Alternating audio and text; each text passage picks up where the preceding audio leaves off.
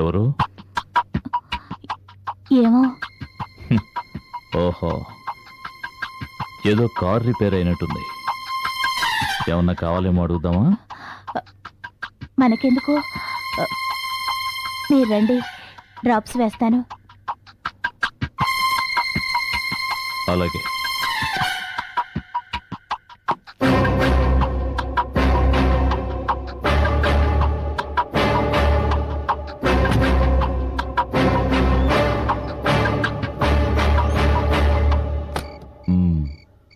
సుధ భర్త ఊరికి వెళ్ళినట్టుగా లేదు. అంటే సుధతో రేపు మాట్లాడే మంచిది.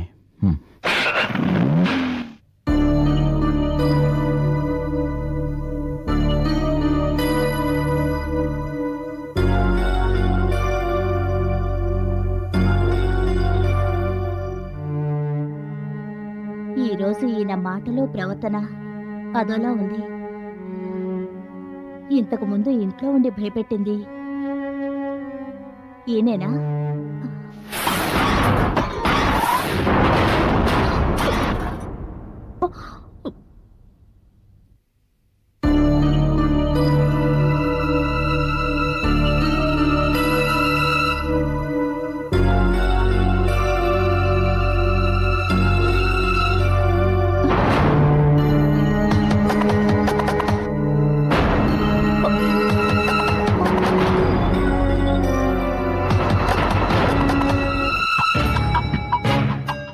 ఇక్కడున్న సిగరెట్ ఆయన తాగే బ్రాండే. అంటే నేను ఊహించింది నిజమే. ఇంతసేపు ఇంట్లో తిరిగింది ఆయనే. ఎందుకు ఇలా చేస్తున్నారు?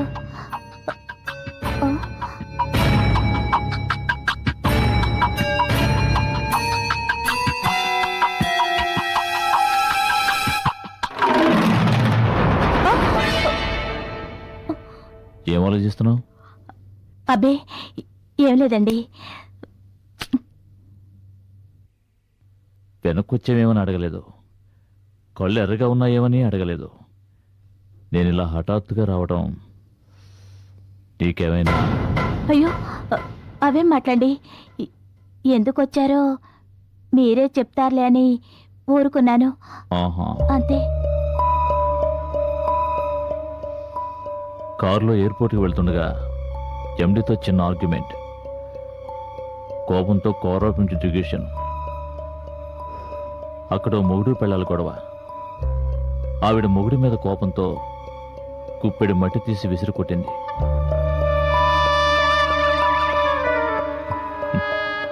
ఆ మట్టిలో కొంత నా కంట్లో పడింది.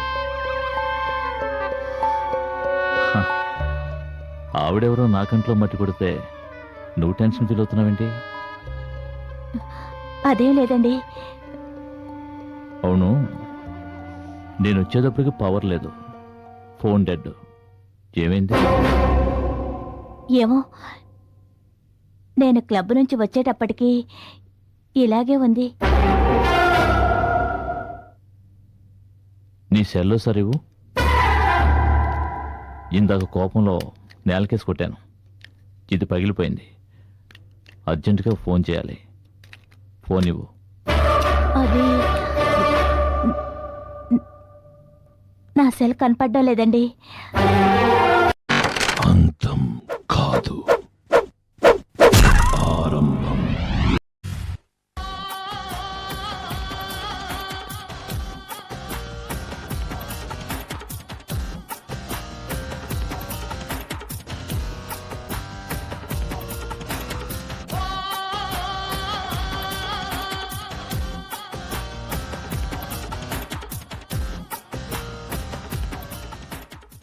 సుధా, ఇక్కడ పడుకున్నావేంటి? ఏం లేదు, రండి టిఫిన్ పెడతాను. ఆగు, ఇప్పుడు అదే వద్దు. అరే, ఇంత జ్వరంగా ఉంటే నాతో చెప్పలేదేం సుధా? మామూలు జ్వరమేనండి, మాత్ర వేసుకున్నాను, అది తగ్గిపోతుంది. మీకు ఆఫీస్ టైం అవుతుంది. నువ్వు అలా కూర్చో, కూర్చో చెప్తాను, కూర్చో. హలో ఉమా, నేను ఇవాళ ఆఫీస్కి రావడం లేదు, నువ్వే ఎలాగో మేనేజ్ చేయి.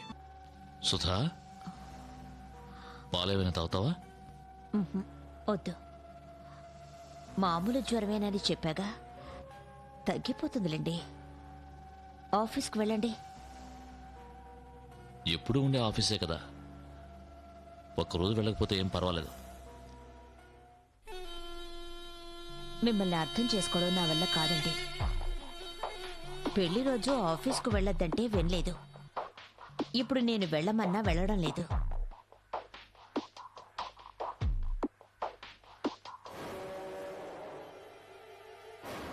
అర్థం చేసుకోకపోయినా పర్వాలేదు, అపార్థం చేసుకోకుండా ఉంటే అదే చాలు.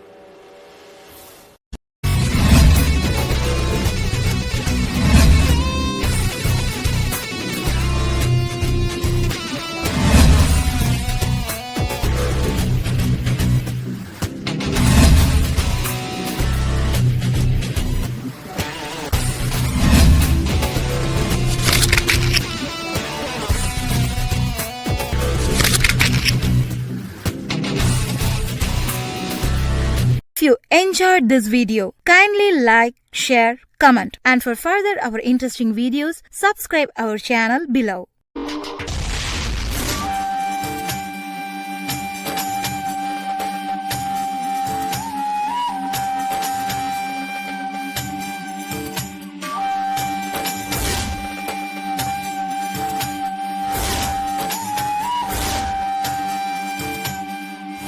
శంగు, సహోదరా, నర్మద నా సాయాన్ని నిరాకరించి ఆపదల పాలైంది.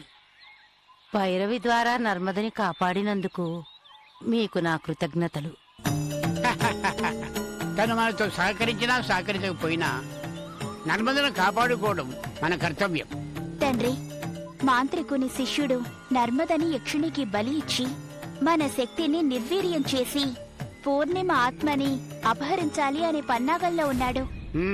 మాంత్రికుని అంతం చేయగల శక్తి ఉన్న నర్మద జాతకం ఇప్పుడు మాంత్రికుడి శిష్యుడి చేతిలో ఉంది. నర్మద మన సహాయాన్ని నిరాకరిస్తున్న ఈ సమయంలో వాడు నర్మదని తనకు అనుకూలంగా మార్చుకుంటాడేమోనని నాకు భయంగా ఉంది. భయపడకు, బుద్ధి కర్మానుసారుని. నర్మద కొన్ని రోజులు కష్టపడాల్సి ఉంది, అందుకే నీ సహాయాన్ని నిరాకరిస్తోంది. నర్మదకి తనకున్న అపూర్వ శక్తి గురించి త్వరలోనే తెలుస్తుంది. ఆ తర్వాత తన కర్తవ్యం ఏమిటో ఆమెకే తెలుస్తుంది. అప్పుడు తిరిగి దైవ సహాయాన్ని అర్థిస్తుంది. కాలనేత్రుడు అంతవరకు నర్మదని వదిలిపెడతాడా? కాలనేత్రుడు పూర్ణిమ ఆత్మని వెతికే ప్రయత్నం ప్రారంభించాడు. వాడు నర్మద జోలికి రాకుండా ఉండాలంటే ఒకే ఒక మార్గం ఉంది. పూర్ణిమ ఆత్మ ఉన్న ప్రతిమని కాలనేత్రుడికి అందేటట్లు చేయడమే. పూర్ణిమ ఆత్మని ఆ మాంత్రికుడి వశం చేస్తే ఇన్నాళ్ళు మనం పడ్డ శ్రమంతా వృధా కాదా? ప్రతిమనే ఇస్తున్నాం, ప్రతిమలో బంధించబడిన ఆత్మని విడుదల చేస్తున్నాం. అంతేగా తండ్రి? అవును, రండి.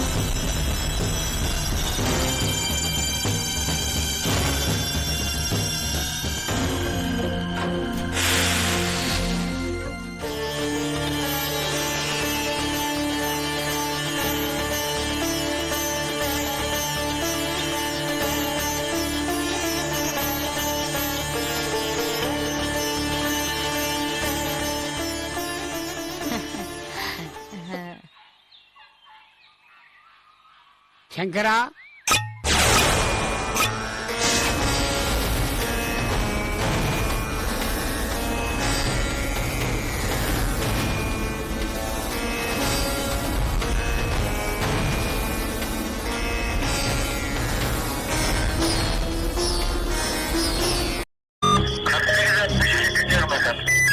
Anlaşılan olay çatışında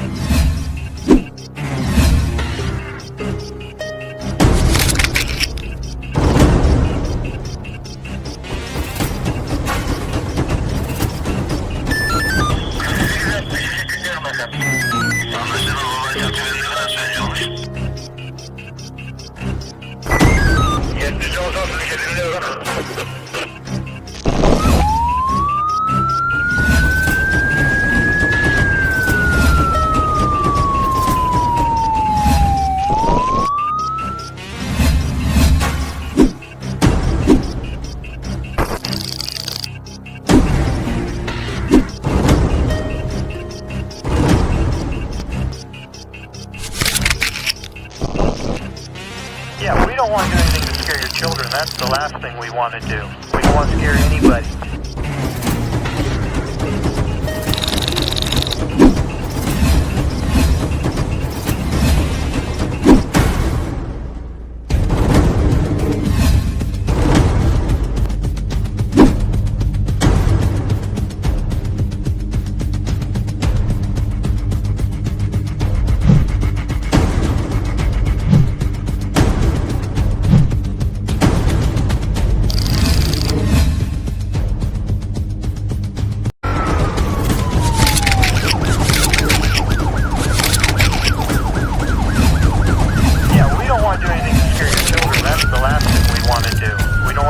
If you enjoyed this video, kindly like, share, comment, and for further our interesting videos, subscribe our channel below.